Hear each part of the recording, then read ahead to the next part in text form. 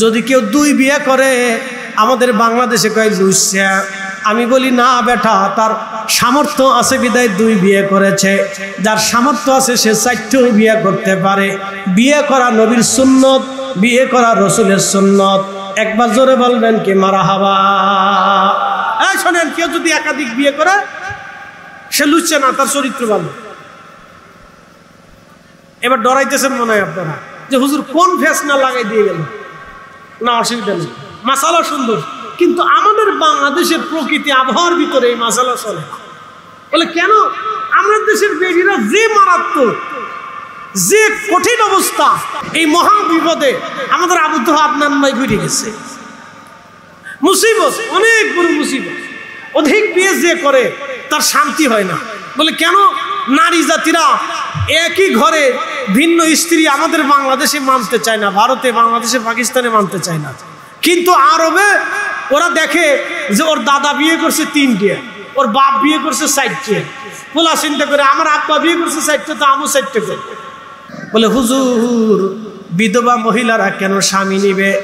ভালো করে মাসালা জেনে যাবেন। আমাদের বাংলাদেশে শুধু নেগেটিভ চিন্তা ভাবনা, শুধু নেগেটিভ চিন্তা ভাবনা আমাদের বাংলাদেশে। আল্লাহর নবী বললেন, আমার উম্মতেরা তোমরা বিধবাদেরকে বিবাহ করায় দাও। সন্তান যদি উপযুক্ত হয়, মা যদি বিয়ে করতে চায় তো সন্তানের দায়িত্ব মাকে বিয়ে করায় দেওয়া। বাবা যদি উপযুক্ত হয়, সন্তান যদি বুঝনে বলা হয়, বাবা যদি বিবাহের উপযুক্ত থাকে, মা যদি মারা যায় ওই ছেলের দায়িত্ব মাকে বিবাহ করায় দেওয়া। হ্যাঁ হ্যাঁ, হুজুরে কি মাসালা দিলেন? বেডিরা তো আমার উপর বিরাট সেতা শিখবেনি, মহিলারা খুব শিখবেনি। এটা অরিজিনাল মাসালা, অরিজিনাল সুন্নাত। এই উম্মত ভুলে গেছে, তো এই উম্মত ভুলে গেছে। এটা অরিজিনাল মাসালা, শুনে যান, এটা অরিজিনাল। আল্লাহর নবী বলেন, আমার উম্মতেরা তোমাদের ছেলে মেয়েরা যদি উপযুক্ত হয়, তোমরা তোমাদের সন্তানদেরকে নিজ দায়িত্বে বিবাহ দিয়ে দাও। একসাথে বলুন না মারহাবা। না, আরো জোরে বলেন। ছেলে মেয়েরা খুশি হইতেছে যে হুজুরে একটা কাজ করে দিয়ে গেলাম আমরা। ওরা খুশি হইতেছে মনে মনে যে হুজুর কাজ করে দিয়ে গেছে। হ্যাঁ, এটা মাসালা। ছেলে মেয়ে উপযুক্ত হলে যদি বেকারও থাকে তাও বিয়ে করাই দেয়। বলে খাওয়াবে কে? বাপে খাওয়ান, আপনি খাওয়ানোর জন্য দেখি। ছেলে মেয়ে যদি উপযুক্ত হয়, বিবাহ বন্ধনে আবদ্ধ করায় দেন, এটা রসুলের তরিকা। আর বাবা মা যদি বয়স্ক থাকে, বিবাহের যদি যোগ্যতা তার থাকে, আপনার বাবা মারা গেছেন, বাবা মারা গেছে, আপনার মা যোগ্যতা সম্পন্ন, সন্তানরা অন্য কোনো পুরুষকে মায়ের কাছে দেখতে চায় না। না না, এই মাসালা দিলে হবে না। আপনার মা অন্য কোনো পুরুষের কাছে নিরাপদ হবে। যদি আপনার মা স্বামী গ্রহণ করে, আপনার মা নিরাপদ হয়ে গেল। আপনার মাকে নিয়ে আপনার আর কোনো চিন্তা থাকবে না। আর আপনিও সুন্দর করে তাকে মেনে নেবেন ভালোবাসা দিয়ে। আল্লাহর নবীর তরিকা এখনো আছে। আরবরা এখনো এইভাবে বিবাহ বন্ধনে আবদ্ধ করায় দেয়।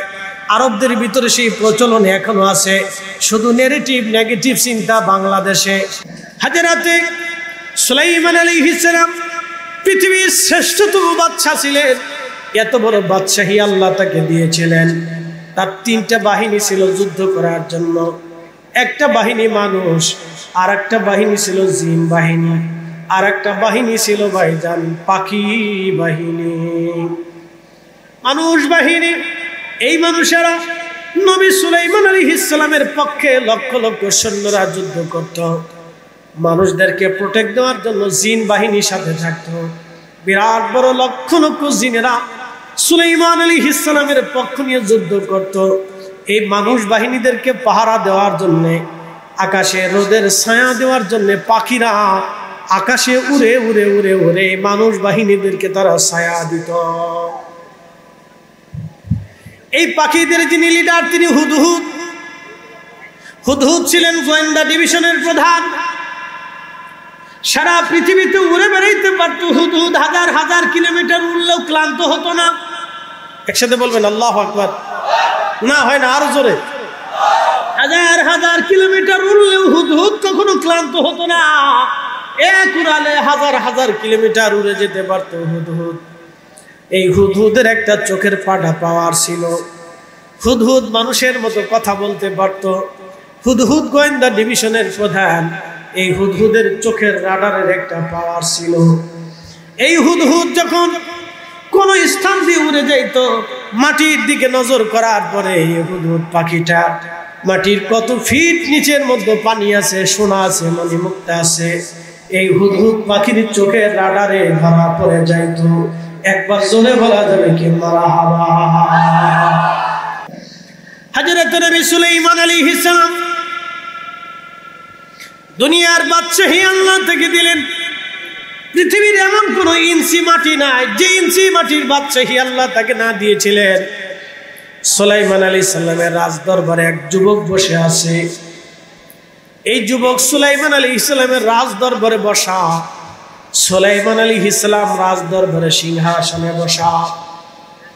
এত বিরাট বড় সিংহাসন, ডান পাশে 350 মানুষ মন্ত্রী, বাম পাশে 350 জিন মন্ত্রী ছিল।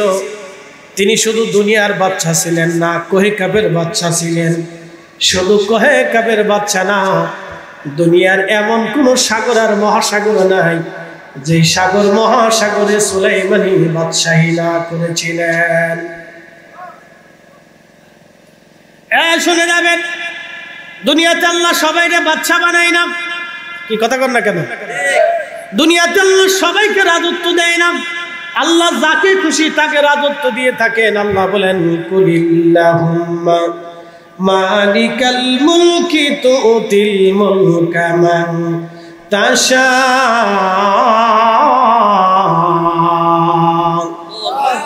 ধলির তখ্তের উপরে বসে হযরত ওমর দুনিয়া শাসন করলেন। মহাশিক্ষক আম্মা জান আয়েশা সিদ্দিকা, যিনি শিক্ষিকা ছিলেন, হুজরা শরীফের মধ্যে বসে বসে দুনিয়ার আগত স্বাগত সব সাহাবী হাদিস বিভাষকদেরকে তিনি হাদিস বর্ণনা করে করে শুনিয়েছেন, হাদিস শিখিয়েছেন। দুনিয়ার নারীদেরকে তিনি মাসালা শিক্ষা দিয়েছেন।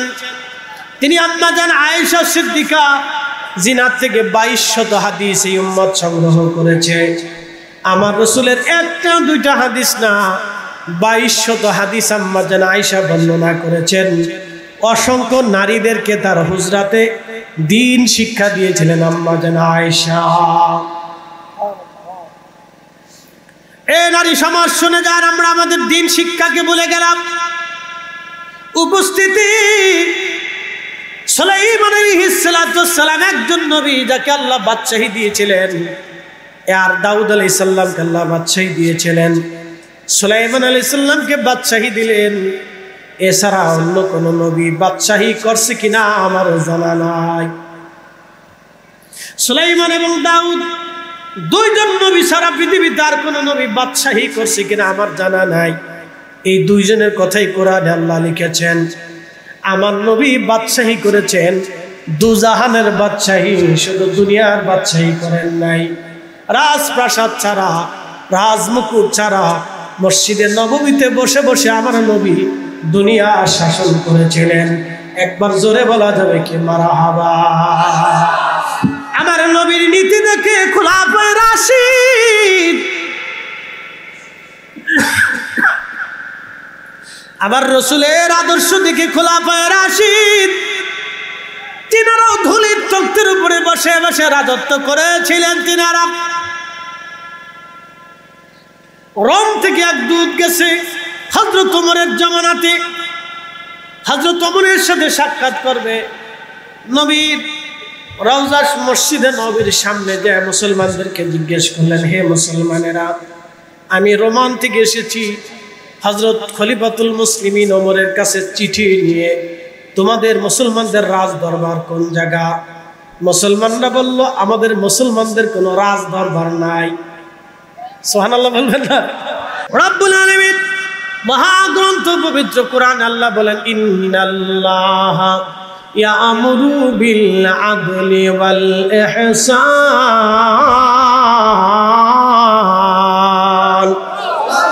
নিশ্চয়ই আমি রব্বুল আলামিন তোমাদেরকে হুকুম করলাম, আদেশ করলাম, তোমরা দুনিয়াতে ন্যায় করবা। ন্যায়, অন্যায় করবা না, অন্যায়কে সমর্থন দেবা না।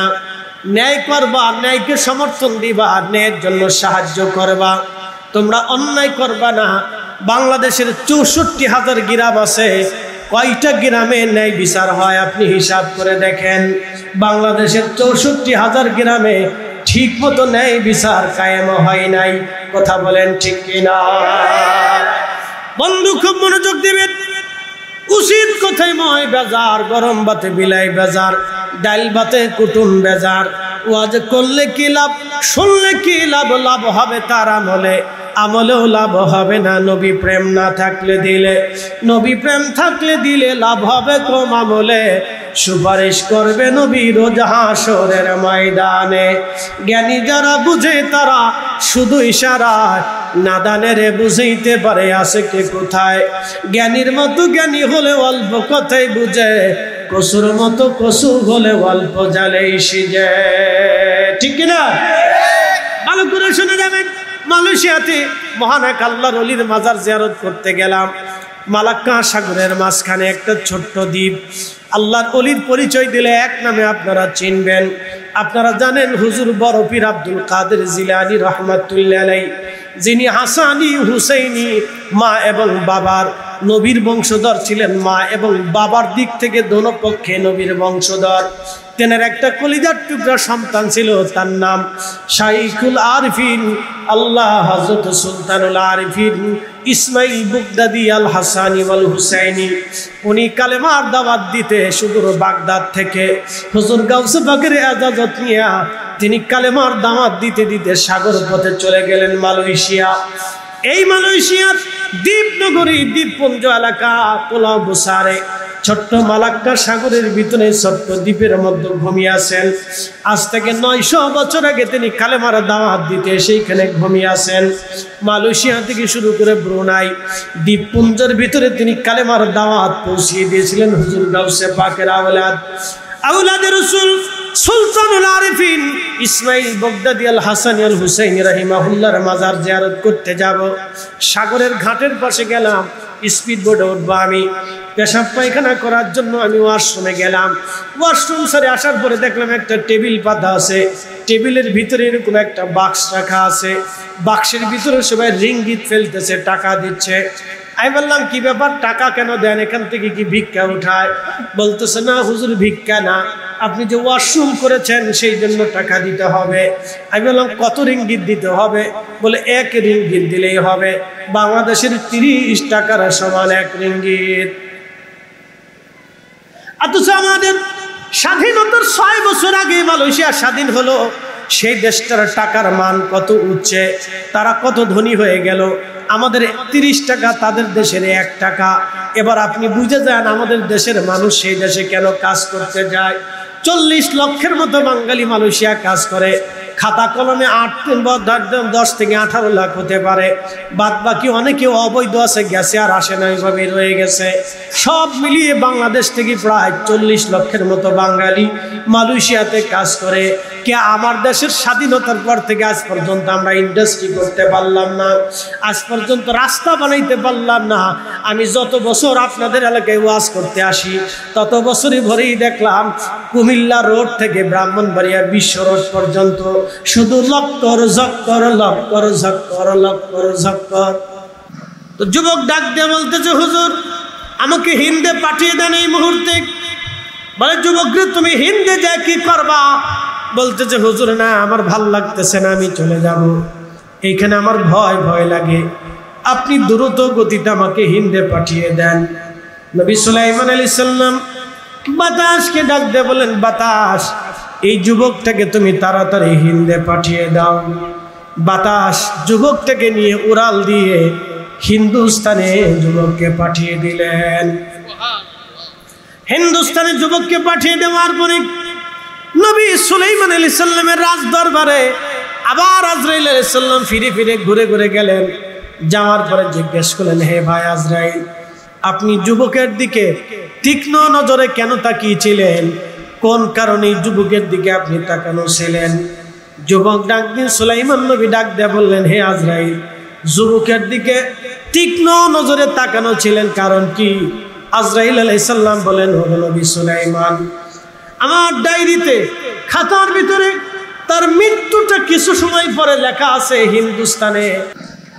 আল্লাহর হাবিব ডাক দিলেন, সাহাবীরা কবরের পাশে দাঁড়াও, দাঁড়াইয়া কবরে তালকিন দাও, কবরে তালকিন দাও।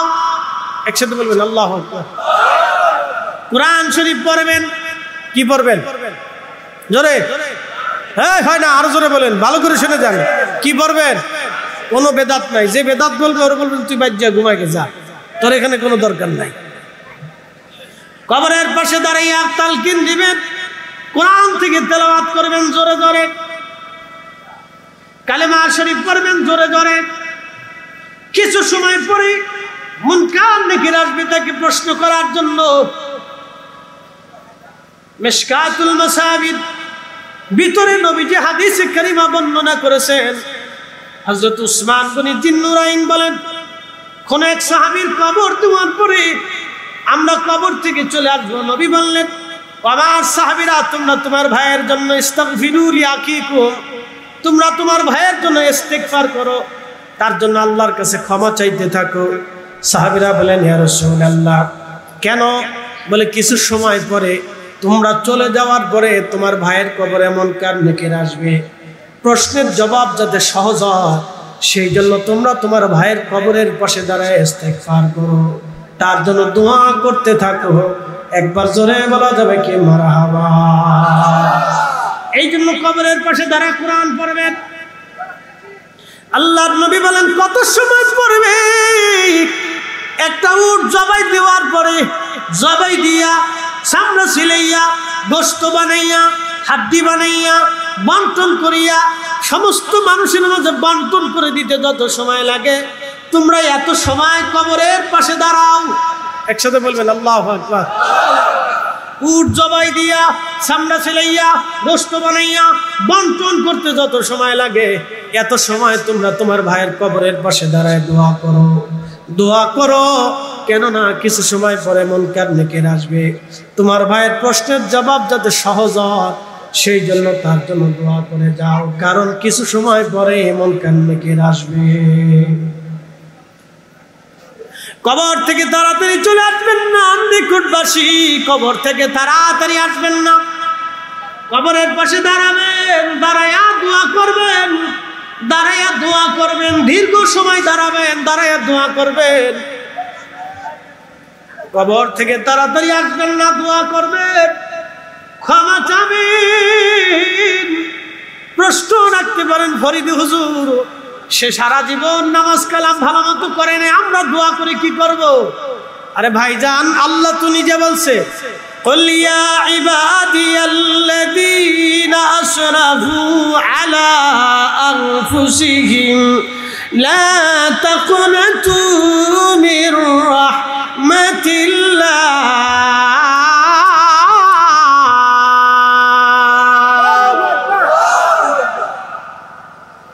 হুজুর আপনি বলে দেন, হে আমার বান্দারা, নফসের সাথে যত জুলুম করো, 7 আসমান গুনাহ দিয়ে ভরে ফেলছো, 7 জমিন গুনাহ করে ভরে ফেলছো, চিন্তা নাই, পেরেশানি নিও না। লা তাকনাতু মির রাহমাতিল্লাহ, আমার রহমত থেকে তুমি নিরাশ হয়ো না, আমার রহমত থেকে তুমি নিরাশ হয়ো না, নিরাশ হয়ো না। একসাথে বলছেন আল্লাহু আকবার। কে বলেছে? রহমত থেকে নিরাশ হতে নিষেধ কে করেছে? রহমত থেকে নিরাশ হয়ো না। ইন্নাল্লাহা ইয়াগফিরুয যুনুবা জামিআ, আল্লাহ নিষেধ করেছেন আমার রহমত থেকে নিরাশ হয়ো না। আল্লাহ ওয়াদা করেছেন, ইন্নাল্লাহা ইয়াগফিরু, নিশ্চয় আমি রব ক্ষমা করব, করতে থাকবো। মুজারের সিগা, ক্ষমা করতেছি, আগামীতেও করব। ইন্নাল্লাহা ইয়াগফিরুয যুনুবা জামিআ, তোমার জীবনের সব গুনাহ মাফ করব। একসাথে বলেন আল্লাহু আকবার। খালি কবরের পাশে দাঁড়ায় দোয়া করার দরকার আছে না নাই? এই আস্তে বলবেন না, জোরে বলেন, আছে না নাই? বাড়িতে কোরআন খতম দিয়ে দোয়া করার দরকার আছে না নাই? বাড়িতে মিলাদ শরীফ পড়ে দোয়া করার প্রয়োজন আছে না নাই? মুসলমান, এ মা মুসলমান উলামা ইকরামানে তলবেল ইকরামানে মুরব্বানে ইকরামানে বাড়ির ভিতরে জিকিরের মাহফিল করিয়া দোয়া করার দরকার আছে না নাই? ফরজ নামাজের পরে দোয়ার দরকার আছে না নাই? আল্লাহ নিজে শিখাইলেন রব্বিরহামহুমা কামা রব্বায়ানি সগীরা। আর বউজিরা যারা আছে তারা নিজেরা জামাইরে নিয়ে বিয়ে করে নিয়ে আসে হাসতে হাসতে। বাংলাদেশে এগুলো হবে? জীবনেও হবে না। কারণ এগুলি পারিবারিক শিক্ষা, ছোটকাল থেকে শিখে শিখে শিখে শিখে ওঠে। এই যে আমাদের ধ্যান ধারণা কেন পরিবর্তন হয় না জানেন? আমাদের বাচ্চারা বকাঝকা শিখে কার কাছ থেকে? মার কাছ থেকে শিখে, দাদার কাছ থেকে শিখে, চাচার কাছ থেকে শিখে, গ্রাম থেকে শিখে, বাচ্চাদের থেকে শিখে। বড়ই চুরি করা লাগবে ওখান থেকে বাচ্চাদের থেকে শিখে। কারণ আমাদের গ্রামের গোলাপান বড়ই চুরি করে, আম চুরি করে, কাঁঠাল চুরি করে। দোস্ত বন্ধুরা একসাথে মিলে বিড়ি টানে। ছোটকাল থেকে বিড়ি না পেলে বিড়ির অবশিষ্ট যেটা থাকে মানুষ বিড়ি খায় ফেলে দেয়, ওইটা নিয়ে ধরায় ধরে বিড়ি টানে। ওর প্র্যাকটিক্যাল শিক্ষা নিতে থাকে যে কয়েকদিন পরে আমিও বিড়ি খাবো। মনে কিছু নিয়েন না, আমাদের সামাজিক সিস্টেমটা একেবারে ভিন্ন রকম, একবারে আন্দা গান্দা পাশা। এই জন্য আমাদের বাচ্চারা শিখে না কিছু। একটু বড় হলে বিদেশ চলে যাব, বিদেশ যা কি করবা? বিদেশ যায় অন্য বেটার কামলা দিতে হবে, পায়খানা পেশাব সাফ করতে হবে, এই হোটেল মোটেল মুছতে হবে, পানি সানি আগাই দিতে হবে। অন্য বেটা নিয়ে সোয়ায় বেতন দিবে না, কাজ করাইয়ে তারপরে বেতন দেবে। কি কথা কন না কেন? একটু বড় হলে বাপে বিদেশে গেছে, আমিও বিদেশ যাবো। কালকে দুই ফুলারে জিগেলাম কোন ক্লাসে পড়ো? হুজুর পড়ালেখা সেরে দিছি। আমি বললাম কি করবা? হুজুর বিদেশ যাবুগা। আমাকে মাশাআল্লাহ এই বয়সে বিদেশ যাবুগা চিন্তা করলা তো বিদেশ যায় কি করবা? বিদেশ যায় তো কামলাই দিত, বিদেশ যায় তো কাজ করেই খাইত। এই জন্য চিন্তা চেতনা মগজের ধাপ ধরছে, ওটার উপর আমরা বসে দিচ্ছি। মনে কিছু নিয়েন না, এগুলো আমি বাস্তব থেকে আপনাদেরকে শিখাইছি। এখন বলেন দোয়া কি চলবে না বন্ধ হবে? না না, একসাথে বলেন চলবে না বন্ধ হবে? আবার বেদাতের ভয়ে দোয়া ছেড়ে দিয়েন না, সর্বনাশ হয়ে যাবে। বেদাতের ভয়ে দোয়া ছেড়েন না, কোনো বেদাত নাই। দোয়া বেদাত না, দোয়া ইবাদত। আল্লাহ রাসূল বলেছেন আদ-দুআউ হুয়াল ইবাদা। সুনান আবু দাউদ কিতাবুত তাফসীরের ভিতরে এসেছে, দুঃখিত আবু দাওয়ার ভিতরে এসেছে। নবীজি বলেছেন আদ-দুআউ হুয়াল ইবাদা, দোয়া হচ্ছে ইবাদতের মধ্যে অন্যতম ইবাদত। নবী বলছে দোয়া ইবাদত, নবী বলছেন দোয়া ইবাদত। আমরাও মানি দোয়া ইবাদত, কথা বলেন ঠিক কিনা? রাসূল বলছে দোয়া ইবাদত, আমরাও মানি ইবাদত। যেখানে ইবাদত আছে সেখানে আমরা আছি, যেখানে ইবাদত নাই সেখানে আমরা নাই। হিসাব সহজ। আল্লাহ বলেন فَمَن يَعْمَلْ مِثْقَالَ ذَرَّةٍ خَيْرًا يَرَهُ। অনুপরিমাণ যদি নেকের কাজ তুমি করো তাহলে তুমি বেনিফিট পেয়ে যাবা। অনুপরিমাণ নেকের কাজ যদি তুমি করো তারপরও তুমি বেনিফিট পাবা, প্রতিদান পেয়ে যাবা। এবং অনুপরিমাণ যদি খারাপ কাজ করো তারও প্রতিদান তুমি পেয়ে যাবা। এই জন্য আমাদের ওয়াজ হলো নেকি আছে যেখানে, আমরা আছি সেখানে। নেকের কাজ অল্প হোক ছাড়ব না, গুনার কাজ অল্প হোক করব না। আবার শুনে যান فَمَن يَعْمَلْ مِثْقَالَ ذَرَّةٍ خَيْرًا يَرَهُ وَمَن يَعْمَلْ مِثْقَالَ ذَرَّةٍ شَرًّا يَرَهُ। এই আয়াতের মর্ম কবিতার ছন্দে বলে দিয়ে যাচ্ছি। নেকের কাজ যত ছোট হোক ছাড়ব না, গুনার কাজ যত ছোট হোক করব না। আবার বলি নেকের কাজ যত ছোট হোক ছাড়ব না, গুনার কাজ যত ছোট হোক করব না। অতএব মিলাদ কিয়াম নেকের কাজ ছাড়ব না, দোয়া দুরুদ নেকের কাজ ছাড়ব না, মিলাদ মাহফিল নেকের কাজ ছাড়ব না, কোরআন খতম নেকের কাজ ছাড়ব না, নামাজের পরে দোয়া নেকের কাজ ছাড়ব না, ফাতিহা দিয়া মধ্যে গানের জন্য দোয়া করা নেকের কাজ ছাড়ব না। কি কথা কন না কেন? নেকের কাজ ছাড়ব, যারা বলেন নেকের কাজ যত ছোট হোক ছাড়ব, নেকের কাজ যত ছোট হোক ছাড়ব, গুনার কাজ যত ছোট হোক করব। স্লোগান আল্লাহর কোরআন থেকে শিখিয়ে দিলাম,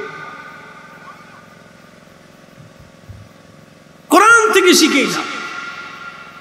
একবার দুরুদ পড়লে 10টা নেকি হয়, 10টা গুনাহ মাফ হয়, তো দুরুদ ছাড়বো কেন? একবার একটা হরফ কোরআনের তেলাওয়াত করলে 10টা নেকি হয়, তো আমি ছাড়বো কেন? দুয়ায় বসলে ইবাদত হয়, নেকি হয়, গুনাহ মাফ হয়, তা আমি ছাড়বো কেন? আপনি ফতোয়া দিলে আমি ছাড়বো নাকি? কি কথা কন না কেন? আপনি বললেই ছাড়বো নাকি? আল্লাহ নিজে বলছেন নেকের কাজ অল্প হোক ছাইরো না, গুনার কাজ অল্প হোক কইরো। তা আমরা নেকের কাজ অল্প হলেও ছাড়বো না, গুনার কাজ অল্প হলেও করবো না। আল্লাহ তৌফিক দিক জোরে বলে না, আমি মনে রেখে হিসাব সহজ, বরাবর হিসাব, কোরআনের হিসাবে হিসাব খুশি দিলাম। আর আপনার যদি উল্টাইতে হয় তো কোরআনের আয়াত দিয়ে উল্টাবেন। কোরআনের আয়াতকে উল্টাইতে হলে কোরআনের আয়াত দিয়ে উল্টাইতে হবে। কোরআনের দলিলকে খণ্ডন করতে হলে কোরআনের আয়াত দিয়ে দলিল দিয়ে খণ্ডন করতে হবে। অন্য কোনো দলিল মন করা যুক্তি দিয়ে চলবে না। কোরআনের আয়াত দিয়ে যুক্তি দিতে হবে, দলিল দিতে হবে। প্রিয় উপস্থিতি হাজিরিন, বেশি লম্বা করব না, আপনাদেরকে এবার নিয়ে চলে যায় কবর। কতদিন পর্যন্ত কবরে থাকবেন? আন্দিকুটবাসী কিয়ামত পর্যন্ত কবরে থাকবেন। এরপরে আল্লাহ বললেন ওয়া ইদাল কুবুরু বুশিরাত, কবর উদ্দোলিত হবে। কবর থেকে মানুষেরা দৌড়ায় দৌড়ায় আল্লাহর দিকে যেতে থাকবে।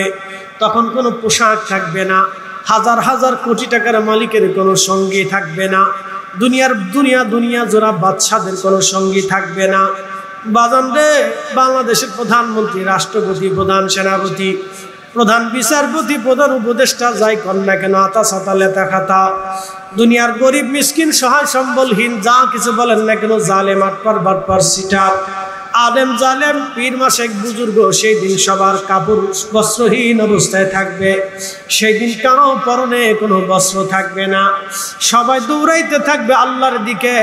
আমার আল্লাহ রাব্বুল আলামিন বললেন, আমার বান্দারা সব আমি আল্লাহর দিকে দৌড়াইতে থাকবে। মালিক ইয়াউমিদ্দিন, আমি সেই দিন হব বিচার দিনের মালিক। আমি রাব্বুল আলামিন সেই দিন বিচার দিনের মালিক হয়ে যাব। আল্লাহ রাসূল বললেন, সূর্যটা মাথা বরাবর থাকবে, মাত্র 1.5 থেকে 2 মাইল উপরে। বর্তমান যে সূর্য, এই সূর্য থেকে 70 গুণ বেশি তাজাল্লি হবে। বর্তমান যে সূর্যটা, এই সূর্যটার তাপমাত্রা হলো 200 কোটি ডিগ্রি সেলসিয়াস। কিয়ামতের ময়দানে এই সূর্যটার আরো 70 গুণ হবে। এবার 70 দিয়ে 200 কোটি ডিগ্রি সেলসিয়াস তাপমাত্রাকে গণন করে দেখেন, আপনার কম্পিউটার ল্যাপটপে পর্যন্ত জায়গা হবে না, এই পরিমাণ উত্তপ্ত হবে। কিন্তু কিয়ামতের মাঠের মানুষ পুড়িয়ে জ্বলে ঝলসে যাবে না। সূর্যের উত্তাপ এত ভয়াবহ হবে, আরবে যদি কখনো মরুভূমির ভিতরে যান, দেখবেন মরুভূমির গরমটা এমনভাবে শুকনা, আপনি একবারে পুড়ে জ্বলে ঝলসে যাবেন না। কিন্তু সূর্যের তাপমাত্রার কারণে আপনার কলিজার ভিতর থেকে শুকায় শুকায় আসতে থাকবে। এই জন্য যারা হজে যায়, আরাফাতের মাঠ থেকে যারা হাঁটতে শুরু করে, আরাফাতের মাঠ থেকে হাঁটা শুরু করলাম মাগরিবের নামাজ ছাড়া, আরাফাতের মাঠে মাগরিবের নামাজ পড়া লাগে না। যোহর আর আসরের নামাজ এক জামাতে একসাথে পড়তে হয়। মাগরিবের সময় আরাফাত থেকে রওনা দিয়ে মুজদালিফায় আসা লাগে হেঁটে হেঁটে। যদি অনেকে গাড়ি ব্যবহার করে, আমি গাড়ি ব্যবহার করি না, আমরা হেঁটে হেঁটে রওনা দিলাম। হাঁটতেছিলাম, পানি খাইতেছিলাম, রাস্তার 2 পাশ দিয়ে পানির ব্যবস্থা করা আছে। দেখি সব হাজিরা পানি খায়, হাটে পানি খায়, হাটে পানি খায়, দাঁড়ানোর কোনো সুযোগ নাই। অনেকে হাঁটতে হাঁটতে পানি খাইতেছে। ভাইজান পানি খাইতেছে, শরীর থেকে ঘাম ঝরে ঝরে ঝরে ঝরে কাপড়ের সাথে চলে যাচ্ছে। ভাইজান আমার খুব মনোযোগ দেন। আসলাম মুজদালিফায়, মুজদালিফায় আসে এশার নামাজ পড়লাম এবং মাগরিবের নামাজ একসাথে আদায় করলাম। এরপরে মুজদালিফায় কিছু সময় বিশ্রাম নিয়ে ফজরের নামাজ পড়লাম। ফজরের নামাজ পড়ে আবার হাঁটা শুরু করলাম। হাঁটতে হাঁটতে হাঁটতে হাঁটতে হাঁটতে হাঁটতে একবারে মিনার পাশ দিয়ে জমারতে আসলাম। এই সময় বহু হাজি হাঁটার সময় মারা যায়, বহু হাজি এই সময় মারা যায়, হাঁটতে পারে না, পানির তৃষ্ণায় স্ট্রোক করে ফেলে, প্রচন্ড গরমে সহ্য করতে না পারে হাজি মারা যায়। আবার জমারাতে শয়তানরে পাথর মারতে যাও, অনেক হাজি মারা যায়। সহ্য করতে পারে না।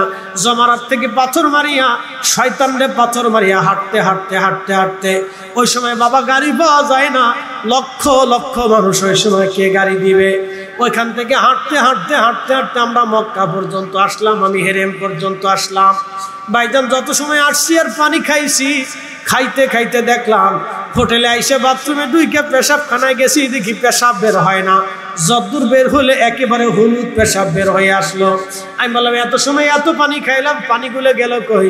সব পানিগুলি ভাইজান ওই যে আপনার হাতের কাজেই কাপড় বড় হয়, এহরামের যে কাপড় বড় হয়, কাপড়ের সাথে সব মিশে গেছে, রোদের মাধ্যমে তাপমাত্রা আসিয়া সব শুকায় গেছে। কিয়ামতের মাঠ হবে আরো ভয়াবহ কঠিন। আল্লাহ বলেন তাআরুজুল মালাইকাতু ওয়ার রূহু ইলাইহি ফি ইয়াউমিন কানা মিকদারুহু 50 আলফা সানা। দুনিয়ার 50,000 বছর এক জায়গা করলে যত বড় হবে, হাসরের ময়দানের একদিন হবে তত বড়। এক এক সেকেন্ড করে 60 সেকেন্ডে একটা মিনিট হয়, এক একটা মিনিট করে 60টা ঘন্টা, একটা 60টা মিনিটে একটা ঘন্টা হয়, এক এক ঘন্টা করে 24 ঘন্টায় দিন ও রাত হয়। 365 দিনে একটা বছর হয়ে যায়। 365 দিনের একটা বছরে আল্লাহ আল্লাহ এইভাবে 50,000 বছর এক জায়গায় করলে যত বড় হয়, হাসরের মাঠ একদিনে হবে তত বড়। একবার জোরে বলা যাবে কি আল্লাহু আকবার। আল্লাহ নবী বলেন উম্মত, সূর্যটা মাথা বরাবর থাকবে, থুতনি পর্যন্ত ঘামে ডুবে যাবে, জিহ্বা কুকুরের জিহ্বার মতো সমস্ত মানব জাতির জিহ্বা বের হয়ে আসবে। চিন্তায় পড়ে যাবে নবীরা, নবীদের গুনার জন্য তারা চিন্তায় পড়বে না। আল্লাহর কাহারিয়াত রাগাম্বিত দেখে সব নবীরা চিন্তায় পড়ে যাবে। সেই দিন আল্লাহ এত পরিমাণে জালালি হবে, আল্লাহ রাগ করে বসবে। এই রাগ দেখে নবীরা চিন্তায় পড়ে যাবে। সূরা তাকাসুর, আল্লাহাকুমুত তাকাসুর হাত্তা যুরতুমুল মাকাবির। মানুষ দুনিয়ার ধন সম্পদের পিছনে দৌড়াইয়া আমি আল্লাহকে ভুলে যায়। আল্লাহ বলেন কত সময় ভুলে থাকে? হাত্তা যুরতুমুল মাকাবির, কবর পর্যন্ত তারা ভুলে থাকে। বন্ধু, ওই সূরা তাকাসুরের তাফসীরের মধ্যে এসেছে, আল্লাহ রাসূল বলতেছেন কিয়ামতের মাঠে সমস্ত নবীদের কপালের চামড়াগুলি ভাঁজ করে যাবে পেরেশানিতে, যে আল্লাহকে কেমনে খুশি করা যায়। নবীদের কোনো ভুল নাই, গুনাহ নাই, গুনার কারণে তারা পেরেশানি হবে না, কারণ তারা মাসুম বেগুনাহ। তারা আল্লাহকে খুশি করার জন্য চিন্তায় পড়ে যাবে। আল্লাহর কাহারিয়ত দেখে সবাই চিন্তিত।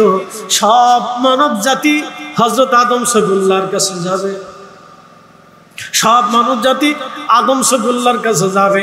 আদম বলবে যাও, আমি গন্ধম খাইছিলাম, চিন্তায় আছি, তোমরা অন্য কোথাও চলে যাও। সবাই ইব্রাহিম খলিলুল্লাহর কাছে আসবে, তিনি বলবে যাও, তোমরা অন্য কোথায় চলে যাও। সবাই মুসা কালিমুল্লাহর কাছে আসবে, তিনি বলবেন যাও, তুমি অন্য কোথায় চলে যাও, আজকে আমি চিন্তায় আছি। হযরত ঈসা রুহুল্লাহর কাছে আসবে, ঈসা রুহুল্লাহ ডাক দিয়ে বলবে দাউদ আলাইহিস সালামের কাছে যাবে, দাউদ আলাইহিস সালাম বলবে অন্য কোথাও যা, আজকে আমি সম্ভব না।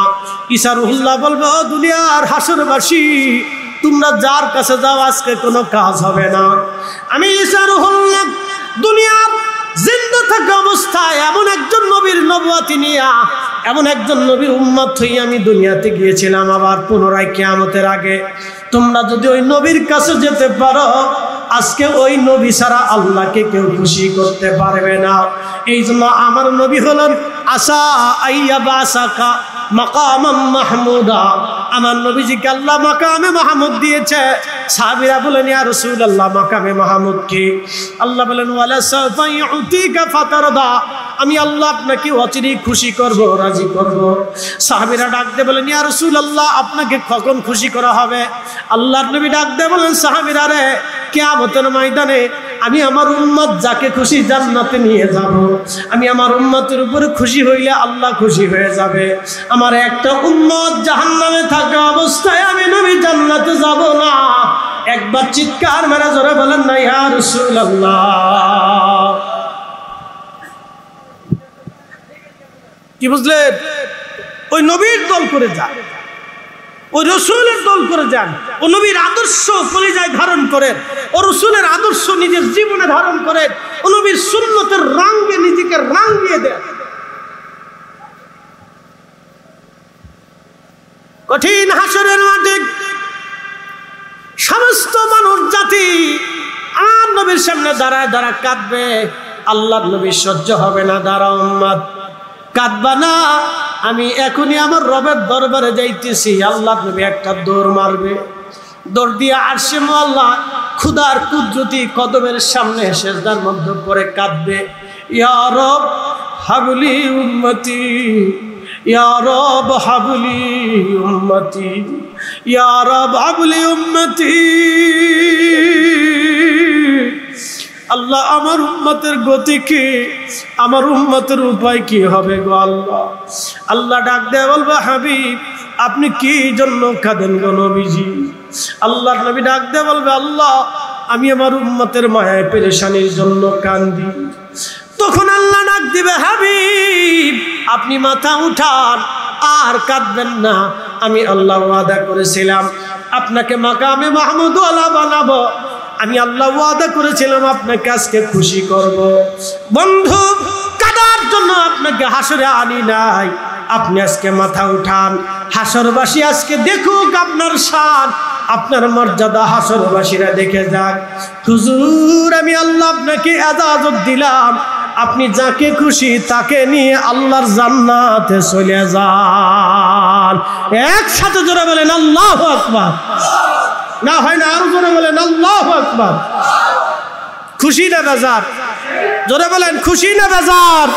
হ্যাঁ, তিনি রাহমাতুল লিল আলামিন। রাসূলের দল করে যান, নবীর দলে থেকে যান, নবীর দলে থাকে।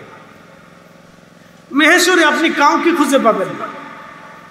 আল্লাহর নবী বলেন উম্মতরে তিন জায়গায় মা সন্তান পাবে না, সন্তান মা পাবে না, বাবা সন্তান পাবে না, সন্তান বাবা পাবে না, দাদা দাদি পাবে না, নানা নানি পাবে না, কেউ কারো খোঁজ নেবে না, কেউ কারো পরিচয় দেবে না, আত্মীয় স্বজনের পরিচয় থাকবে না, ভাই ভাইয়ের পরিচয় থাকবে না। সাহাবীরা বলল হুজুর ওই তিন জায়গা কোন জায়গা? নবীজি জবাব দিলেন সাহাবীরা রে, প্রথম নাম্বার হলো প্রথম নাম্বার হচ্ছে মিজানের পাল্লা, যখন গুনাহ আর নেকি ওজন করা হবে, এই সময় মা সন্তান ভুলে যাবে, সন্তান মা ভুলে যাবে, বাবা মা ভুলে যাবে, স্বামী স্ত্রী বলবে, স্ত্রী স্বামী ভুলে যাবে, কেউ কারো চেহারার দিকে তাকাবে না, সবাই চিন্তায় থাকবে, না জানি রে আজকে আমার কি উপায় হয়, আজকে আমার কি উপায় হয়।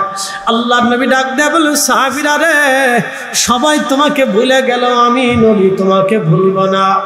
আমি নবী মিজানের পাল্লার পাশে দাঁড়িয়ে থাকবো, আমার উম্মতের গুনার পাল্লা যখন ভারী হয়ে যাবে, আমি নবীজি কালেমা শরীফ আমার উম্মতের নেকের পাল্লার উপরে দিয়ে দিব, সাথে সাথে আমার কারণে আমার উম্মতের নেকের পাল্লা আমার আল্লাহ ভারী বানায়া দেবে, একটা জবান বন্ধ থাকবে না। চিৎকার মেরে জোরে বলেন আল্লাহু আকবার। আপনারা খুশি না বেজার? বলে নবীর দল করা লাগবে, নবীর দল করলেন, ঘর থেকে বের করলেন, ব্যবসা থেকে আলাদা করলেন, সন্তান স্ত্রী পুত্র পরিজন থেকে আলাদা করে, দুনিয়ার সমস্ত মোহকে ত্যাগ করে আল্লাহর বেহেশতের বাগানে আসার সুযোগ আল্লাহ করে দিয়েছেন। মনিবের আসমানে বুলন্দ আওয়াজে আমরা একসাথে সকলে শুকরিয়া আদায় করে বলি আলহামদুলিল্লাহ। সেই মহান রবের দরবারে শুকরিয়া করি যিনি সর্বশ্রেষ্ঠ নবী, সর্বকালের সর্বশ্রেষ্ঠ মহামানব, ইমামুল মুরসালিন, রাহমাতুল লিল আলামিন, সৈয়দুল কাউনাইন ওয়াস সাকালাইন, মেহবুব আলা, হাউজে কাউসার ওয়ালা, মাকামে মাহমুদ ওয়ালা, আল্লাহর সৃষ্টির শ্রেষ্ঠ, সৃষ্টির উসিলা, সৃষ্টির ফাউন্ডেশন, সেই মহান নবীর উম্মাত হিসেবে আপনাকে এবং আমাকে আল্লাহ মঞ্জুর করেছেন, কবুল করেছেন। সেই জন্য মনিবের আসমানে উচ্চ আওয়াজে একসাথে আমরা শুকরিয়া আদায় করে আবারও বলি আলহামদুলিল্লাহ। এই উপস্থিতি, আজকে জুমআবার চলে গেছে, জুমার দিন চলে গেছে। আমি সূরা জুমআ থেকে আপনাদেরকে আয়াতে কারিমার উপরে তাকরীর করে ইনশাআল্লাহ শোনাবো। যেহেতু ভাই আমাকে বলেছেন হুজুর কবর এবং হাসরের উপরে কিছুটা আলোকপাত করবে, আমি সূরা জুমা থেকে আপনাদেরকে শুরু করাই। যে পৃথিবীতে আমরা বসে আছি আজকে, এই পৃথিবীতে আসার আগে আমরা আরেকটা পৃথিবীতে ছিলাম, আরেকটা জগতে ছিলাম। আমরা এখন একটা জগতের মধ্যে বাস করি। এই জগতে পানি আছে, বাতাস আছে, পাহাড় আছে, পর্বত আছে, গাছ আছে, তরুলতা পাতা আছে, বৃষ্টি আছে, ঠান্ডা আছে, গরম আছে, সূর্যের আলো আছে, আগুন আছে, 4 লক্ষ প্রজাতির জীব জন্তু দুনিয়াতে আছে, সাগর আছে, নগর আছে, মিষ্টি পানি আছে, লোনা পানি আছে। সব দিয়ে আল্লাহ পৃথিবীটাকে বসবাস উপযোগী করে তুলেছে। আমাদের পৃথিবীর নিচে আরো 6টা পৃথিবী আছে। আমাদের যে জমিন আছে, এই জমিনের নিচে আরো 6টা জমিন আছে, কিন্তু বিজ্ঞানের কোনো ব্যাখ্যা নেই। বিজ্ঞানের কোনো ব্যাখ্যা এই ব্যাপারে নাই, কারণ বিজ্ঞান এই বিষয়টা জানে। এই পৃথিবীর নিচে আরো 6টা জমিন আছে, আসমানের উপর আরো 6টা আসমান আছে। আসমান সম্পর্কে বিজ্ঞানের কিছু ধারণা আছে, কিন্তু সামগ্রিক কোনো ধারণা নেই। যতটুকুন তারা গবেষণা করে পেয়েছে ততটুকুন তারা তাদের বই বা কিতাবের ভিতরে তারা লিখেছে। বাদ বাকিগুলি আসমানের খবর বিজ্ঞানের কাছে নেই। এই तमाम জগৎ সমূহের ভিতরে যাহা কিছু আছে সব আল্লাহর তাসবিহ করে, সব আল্লাহর জিকির করে, সব আল্লাহর ইবাদত করে। একসাথে বলবেন সুবহানাল্লাহ। না, বুঝাইতেছি আপনাদেরকে, একটু ভালো করে বুঝবেন। আপনার বাড়ির পাশে যে গাছ আছে, আপনি যখন ঘুমান এই গাছে আল্লাহর জিকির করেন। আপনার বাড়ির পাশে যে গাছ আছে, আপনি যখন ঘুমান এই গাছে জিকির করে আল্লাহ। আপনার ঘরের সামনে যে কুকুর পাহারা দেয়, এই কুকুরটা আল্লাহর জিকির করে। আপনার ঘরের ভিতরে আপনার সাথে যেই বিড়ালটা ঘুমায়, এই বিড়ালটাও আল্লাহর জিকির করে। আপনি যেই পুকুরের ভিতরে মাছ রেখেছেন, এই মাছ আল্লাহর জিকির করে। গোয়াল ঘরের মধ্যে যে গরু ছাগল রাখছেন, এটাতেও আল্লাহর জিকির করে। সৃষ্টির যত পশু পাখি আছে, যত পশু পাখিরা আছে, সব আল্লাহর তাসবিহ করে, আল্লাহর জিকির করে। ওরা আল্লাহকে বিশ্বাস করে, আল্লাহকে মানে। কিন্তু ওদেরকে মানানোর জন্য ওদের জাতির ভিতরে কোনো সতর্ককারী পাঠানো হয়নি। ভালো করে বুঝবে, গরু ছাগল যে আল্লাহকে মানবে সেটার জন্য কোনো জাতিসত্তা, কোনো সতর্ককারী কিন্তু গরু ছাগলের ভিতরে নেই। দাঈল আল্লাহ, দাঈ ডাকনে বলা, ইল আল্লাহ আল্লাহর দিকে ডাকনে বলা। যারা আল্লাহর দিকে ডাকে তাদেরকে দায়ী বলা হয়। আবার ভালো করে বুঝবে, যারা আল্লাহ এবং রসুলের দিকে মানুষদেরকে ডাকে তাদেরকে দায়ী বলা হয়। দাঈল আল্লাহ হচ্ছে আল্লাহর দিকে ডাকনে বলা। আল্লাহ তার রসুলকে দুনিয়ায় পাঠায় বলেন, ওয়া দাঈয়ান ইলাল্লাহি বিইজনিহি ওয়া সিরাজাম মুনীরা। নবী গো, আপনাকে আমি একটা কাজ দিছি, সেই কাজটা হলো আপনি মানুষকে আমি আল্লাহর দিকে ডাকবেন। আর সিরাজাম মুনীরা, আপনাকে উজ্জ্বল প্রদীপ বানিয়ে দুনিয়াতে পাঠিয়েছি। ভালো করে বুঝবেন, যেই পৃথিবীতে আল্লাহ আমাদেরকে পাঠাইলেন, আমাদের সাথেই বসবাস করে একদল গরু, আমাদের সাথেই বসবাস করে একদল কুকুর, আমাদের সাথেই বসবাস করে একদল বিড়াল, আমাদের সাথেই বসবাস করে হরিণ, ভেড়া, দুম্বা, উট, আমাদের সাথেই বসবাস করে গৃহপালিত পশু পাখি, আমাদের পাশেই জঙ্গলে বসবাস করে জঙ্গলের পশু পাখি, আমাদের নদীর ভিতরে বসবাস করে মাছ। সবাই আল্লাহর তাসবিহ করলো, কিন্তু তাদেরকে আল্লাহর দিকে ডাকার জন্য কোনো দাঈল আল্লাহ নাই। একমাত্র মানুষকে ডাকার জন্য, জিনদেরকে আল্লাহর দিকে ডাকার জন্য দাঈল আল্লাহ আছে। প্রথম দাঈল আল্লাহ হচ্ছে নবী আলাইহিস সালাম, দ্বিতীয় দাঈল আল্লাহ হচ্ছে নবীর সাহাবীগণ, তৃতীয় দাঈল আল্লাহ হচ্ছে সাহাবীদের ছাত্র তাবিগণ, চতুর্থ দাঈল আল্লাহ হচ্ছে তাবিদের ছাত্র তাবিনগণ, পঞ্চম দাঈল আল্লাহ হচ্ছে আউলিয়া, আতকিয়া, উলামা, ফুদালা, নুজাবা, নুকাবা, মুতাখিরিন, মুতাকাদ্দিমিন, সালফে সালিহিন। तमाम दुनियार आतकिया मुजाद्दिद ओली गाउस कुतुब একসাথে বলবেন আল্লাহু আকবার না হয় না আরো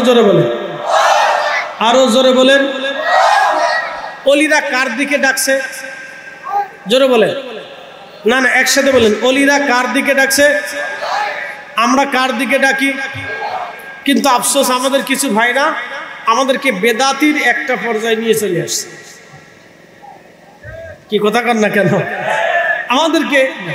আমাদেরকে বেদাতির একটা তবকায় ফেলাইছে একটা পাটে নিয়ে আসছে অথচ আমাদের পূর্বতন ঊর্ধ্বতন বুজুর্গানে দিন আউলিয়া کرام তারা যদি এই ভূখণ্ডে না আসতেন তাহলে কালেমার স্বাদ অন্তত আপনাদের নসিবে হইতো না আপনি ঠিক বললেও ঠিক না ঠিক বললেও ঠিক কালেমার স্বাদ আপনার নসিবে হতো না যদি এই পূর্বতন উলামায়ে کرام আউলিয়া کرام এই ধরা ধামে না আসতেন তো কালেমার স্বাদ আপনাদের নসিবে হতো না এটা মনে রাখবেন সারা জীবন মনে রাখবেন ইতিহাস কখনো ভুলবেন না এইজন্য আল্লাহ কোরআনে বলেছেন ওয়ালতাকুম মিনকুম উম্মাতুন ইয়াদউনা ইলাল খায়রি ওয়া ইয়া'মুরুনা বিল মা'রুফি ওয়া ইয়ানহাউনা আনিল মুনকার আমার বান্দাদের ভিতরে এক জামাত বান্দা থাকবে কিয়ামত পর্যন্ত যারা মানুষদেরকে আল্লাহর দিকে ভালো কাজের দিকে ডাকবে খারাপ কাজ থেকে ফিরিয়ে রাখবে কিয়ামত পর্যন্ত থাকবে তাদের সম্পর্কে আল্লাহ বলেন খায়রা উম্মাতিন উখরিজাত লিন-নাসি তা'মুরুনা বিল মা'রুফি ওয়া তানহাউনা আনিল মুনকার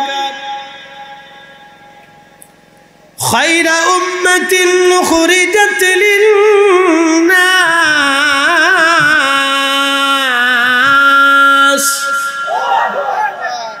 ভালো করে বুঝবেন আল্লাহ এই জাতিদেরকে বলেন খায়রে উম্মাহ তারা সৃষ্টির শ্রেষ্ঠ একসাথে বলবেন আল্লাহু আকবার না জোরে বলেন আরো জোরে খায়রা উম্মাহ সৃষ্টির শ্রেষ্ঠ সমস্ত জাতির শ্রেষ্ঠ খায়রা কুনতুম খায়রা উম্মাহ তোমরাই সৃষ্টির শ্রেষ্ঠ জাতি একসাথে বলবেন আল্লাহু আকবার সৃষ্টির শ্রেষ্ঠ জাতকে আমরা মানেছি বেদাতি সৃষ্টির শ্রেষ্ঠ জাতকে আমরা মানেছি বেদাতি বলে কারা যারা আল্লাহর দিকে মানুষদেরকে ডাকে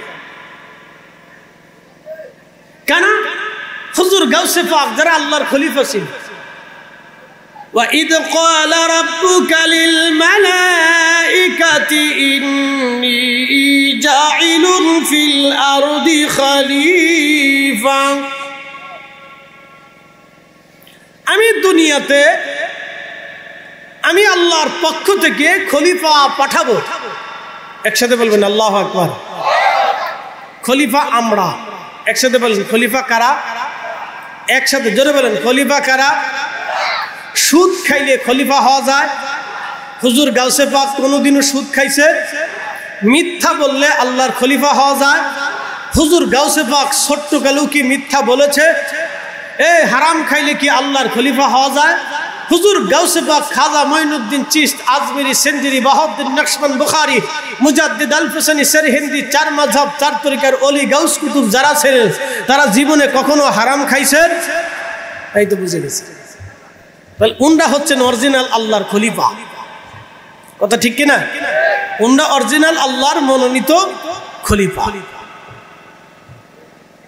খুব ভালো করে শুনবে এখানে শেষ না এই সমস্ত বুজুর্গরা ছিলেন আল্লাহর পক্ষ থেকে মনোনীত খলিফা এই খলিফাদের কাজ কি ছিল তারা মানুষদেরকে আল্লাহর দিকে ডাকছে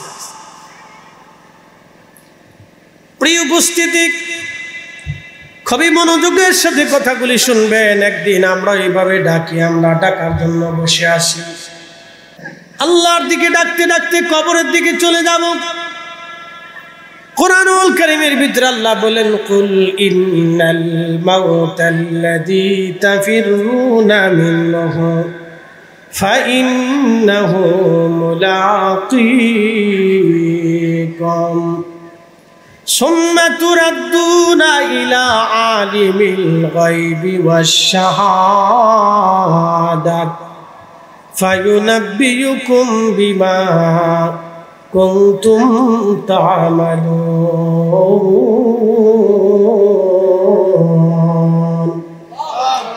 কখনো তোমাকে যদি ভুলি,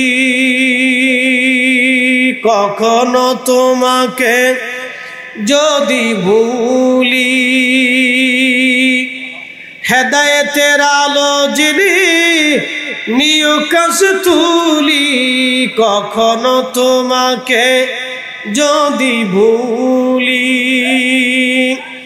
হেদায়েতের আলো যিনি নিও কাছে তুলি, ঠাই দিও প্রিয়তম ওগো মহিয়ান, তুমি রহমান তুমি মেহেরবান। অন্ধ গাহে না শুধু তোমারি গুণগান, অন্ধ গাহে না শুধু তোমারি গুণগান, বুঝেও বুঝে না তবু শান, তুমি রহমান তুমি মেহেরবান। প্রিয় উপস্থিতি হাজিরিন, রব্বুল আলামিন সূরা জুমআতে বলেন, কুল হুজুর আপনি আপনার উম্মতদেরকে জানিয়ে দেন, तमाम সৃষ্টিবাসীকে পৃথিবীবাসীকে আপনি জানান, ইন্নাল মাউতাল্লাযী তাফিরুনা মিন, তেলের গাড়ি তেলে চলে, হাওয়ার গাড়ি হাওয়ায় উড়ে, বিনা তেলে চলাই গাড়ি নবী সুলাইমান। আমরা সেই মুসলমান, আমরা সেই মুসলমান, আমরা সেই মুসলিম যারা বিনা তেলে আকাশে বিমান উড়াইত, তখ্ত উড়াইত। আমরা সেই মুসলিম যারা সুরমা নদীর উপরে যাই নামাজ বিছাইয়া নামাজ পড়ত। আমরা সেই মুসলিম যারা আজমির শরীফ থেকে ধুলা নিক্ষেপ করে পানিপথ প্রান্তরে ধুলা নিক্ষেপ করত। ভাই এই বক্সটা হালকা একটু সাইলেন্স করে তাহলে ঠিক হচ্ছে। হ্যাঁ একটু সাইলেন্স। হ্যাঁ ঠিক আছে, এইবার চল আল্লাহ আল্লাহ এটা থাক। আমরা সেই মুসলিম, আল্লাহ আমাদেরকে সেই সম্মান দিয়েছে। একসাথে বলবেন আল্লাহু আকবার। না হয় না, আর একটু জোরে বলেন আল্লাহু আকবার। আমরা সেই মুসলিম যেই মুসলমানরা দাঁড়াইলে দোয়া করলে আসমান থেকে ফেরেশতা এসে সাহায্য করত। সুবহানাল্লাহ কি বাড়ি যাইয়া। আমরা সেই মুসলিম, কিন্তু আমরা আমাদের কর্তৃত্ব হারিয়েছি। আমরা মুসলমানদের কোন রাজ দরবার নাই। বলো কি, তাম দুনিয়া যার নাম শুনলে থরথর করে কাঁপে। পার্সিয়ান সাম্রাজ্য ধ্বংস হয়ে গেল যার হাতে। আমরা রোমানরা যার নাম শুনলেই থরথর করে কাঁপি, যার সাথে সন্ধি করার চেষ্টা করি। সেই ওমরের কি কোনো রাজ দরবার নাই? বলে নাই। বলে তিনি কোথায় বসে শাসন করেন? বলে এই মসজিদে বসে শাসন করে। জিজ্ঞেস করলেন তিনি ঘুমান কোথায়, থাকেন কোথায়? গাছের নিচে থাকেন। বলে এখন কোন জায়গায় আছেন? বলে এখন তিনি গাছের নিচে ঘুমাই রয়েছে। বলে খলিফা গাছের নিচে ঘুমিয়েছেন? বলে হ্যাঁ খলিফা গাছের নিচে ঘুমাইছে। একসাথে বলবেন আল্লাহু আকবার। না হয় না, আরো জোরে, আরো জোরে, আরো জোরে চিৎকার মেরে বলেন ইয়া রাসূলুল্লাহ। খলিফা যে গাছের নিচে ঘুমায়, এই আদর্শ কার? রাসূলের। কি কথা কন না কেন? কথা কন, জোরে বলেন। এই আদর্শ আপনি দুনিয়াতে কোথায় পাবেন? এখন সারা দুনিয়া তন্ন তন্ন করে তালাশ করলেও পাবেন না। এই জন্য আমি ব্যক্তিগতভাবে গণতন্ত্রে বিশ্বাসী না, আমি খেলাফতে বিশ্বাসী। আর পছন্দ হলি হলো, না হলি নেই। ভালো লাগলে লাগলো, না লাগলে নাই, বাংলা ওয়াজ, বাকি ঝুঁকি আমার কাছে নেই। খুব ভালো করে শুনে যা, ভালো করে বুঝে যা।